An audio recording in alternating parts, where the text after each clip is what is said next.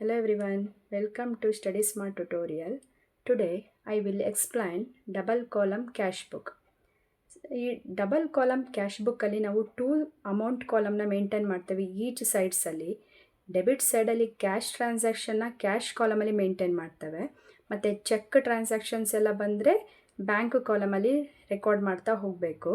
Debit ಸೈಡಲ್ಲಿ ನಾವು ಯಾವುದೆಲ್ಲ ಟ್ರಾನ್ಸಾಕ್ಷನ್ಸ್ನ ರೆಕಾರ್ಡ್ ಮಾಡ್ತೀವಿ ಅಂತ ಹೇಳಿದ್ರೆ, ಕ್ಯಾಶ್ ರಿಸೀವ್ಡ್ ಟ್ರಾನ್ಸಾಕ್ಷನ್ನ ನಾವು ಡೆಬಿಟಲ್ಲಿ ರೆಕಾರ್ಡ್ ಮಾಡಬೇಕು. ಸೊ ಕ್ಯಾಶ್ ಪೇಯ್ಡ್ ಟ್ರಾನ್ಸಾಕ್ಷನ್ ನಾವೆಲ್ಲಿ ರೆಕಾರ್ಡ್ ಮಾಡಬೇಕು, ಕ್ರೆಡಿಟ್ ಸೈಡಲ್ಲಿ ಮೇಂಟೈನ್ ಮಾಡಬೇಕಾಗಿರುತ್ತೆ. ಸೊ ಇದು ನಿಮಗೆ format of double column cash book. Okay, double column cash book ಯಾವಾಗಲೂ ಕೂಡ ನಮಗೆ 12 ಮಾರ್ಕ್ಸ್ ಪ್ರಾಬ್ಲಮ್ಸ್ ಆಗಿರುತ್ತೆ, most expected problem. So prepare double column cash book. On 1/12/2014 started business with cash 18,000, 4/12 deposited into bank 50,000, 10/12 received cash from Rahul 1,000, 15/12 bought goods for cash 8,000, 22/12 bought goods by check 10,000, 25/12 paid to Shyam by cash 20,000, 30/12 drew from bank for office use 2,000, and 31 rent paid by check 1,000. So ಈ ಪ್ರಾಬ್ಲಮಲ್ಲಿ ನಾವು double ಕಾಲಮ್ನ maintain ಮಾಡಬೇಕು. Double column cash ಬುಕ್ಕಿಗೆ ಏನೆಲ್ಲ column maintain ಮಾಡ್ತೀವಿ ಅಂತ ಹೇಳಿದ್ರೆ, date, particular, LF, cash, bank. ಅದೇ ರೀತಿ ಡೆಬಿಟ್ ಸೈಡಲ್ಲಿ ಇರೋಂಥ ಕಾಲಮ್ನೇ ಕ್ರೆಡಿಟಲ್ಲೂ ಕೂಡ maintain ಮಾಡಬೇಕಾಗಿರುತ್ತೆ. Date, particular, LF, cash, bank.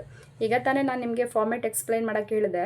So debit ಸೈಡಲ್ಲಿ ಏನೆಲ್ಲ ರೆಕಾರ್ಡ್ ಮಾಡ್ತೇವೆ, ಕ್ಯಾಶ್ ರಿಸೀವ್ಡ್ ಟ್ರಾನ್ಸಾಕ್ಷನ್ನ ರೆಕಾರ್ಡ್ ಮಾಡ್ತಾ ಹೋಗ್ತೇವೆ. ಕ್ರೆಡಿಟ್ ಟ್ರಾನ್ಸಾಕ್ಷನ್ ನಾವೇನು ರೆಕಾರ್ಡ್ ಮಾಡ್ತೀವಿ ಅಂತ ಹೇಳಿದ್ರೆ, ಕ್ಯಾಶ್ ಪೇಯ್ಡ್ ಟ್ರಾನ್ಸಾಕ್ಷನ್ನ ರೆಕಾರ್ಡ್ ಮಾಡಬೇಕು. First transaction started business with cash ಅಂತ ಇದೆ. ಸಮ್ಮಲ್ಲಿ ಸ್ಟಾರ್ಟೆಡ್, ಇಂಟ್ರಡ್ಯೂಸ್, ಕಮೆನ್ಸ್ಡ್ ಅಂತ ಕೊಟ್ಟಿದ್ರೆ it is always treated as an to capital account. Capital account ಸಮ್ಮಲ್ಲಿ clear mention ಮಾಡಿದ್ದಾರೆ ಕ್ಯಾಶ್ ಅಂತ ಹೇಳಿ, ಅದಕ್ಕೆ ಕ್ಯಾಶ್ ಕಾಲಮಲ್ಲಿ ರೆಕಾರ್ಡ್ ಮಾಡಬೇಕು.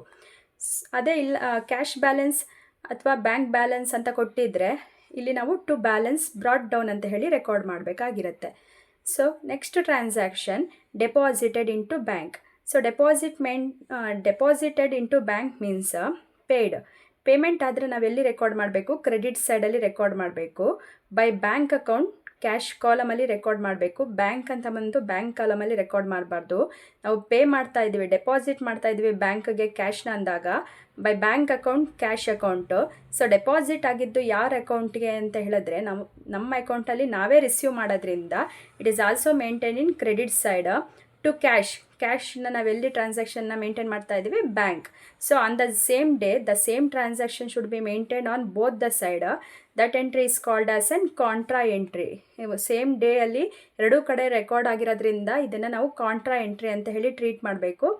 LF ಕಾಲಮಲ್ಲಿ, ಲೆಡ್ಜರ್ ಫೋಲಿಯೋ ಕಾಲಮಲ್ಲಿ C ಅಂತ ಹೇಳಿ ಮೇಂಟೈನ್ ಮಾಡಬೇಕು. Okay, next received cash from Rahul. Received ಆದರೆ ನಾವೆಲ್ಲಿ ರೆಕಾರ್ಡ್ ಮಾಡಬೇಕು, ಡೆಬಿಟ್ ಸೈಡಲ್ಲಿ record ಮಾಡಬೇಕಾಗಿರುತ್ತೆ. To Rahul account cash column 1,000. Next transaction bot goods for cash. Bot means purchase ಮಾಡಿದ್ರೆ ಪೇ ಆಗುತ್ತೆ. ಸೊ ಕ್ರೆಡಿಟ್ ಸೈಡಲ್ಲಿ by purchase account cash ಕಾಲಮಲ್ಲಿ record ಮಾಡಬೇಕು.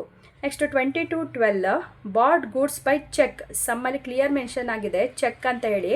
Check under the head ಎಲ್ಲಿ ಬರುತ್ತೆ, ಬ್ಯಾಂಕ್ ಕಾಲಮಲ್ಲಿ ರೆಕಾರ್ಡ್ ಮಾಡಬೇಕು. By purchase account bank column. Okay, next paid to Shyam by cash. All the payment transaction is always recorded under the credit side.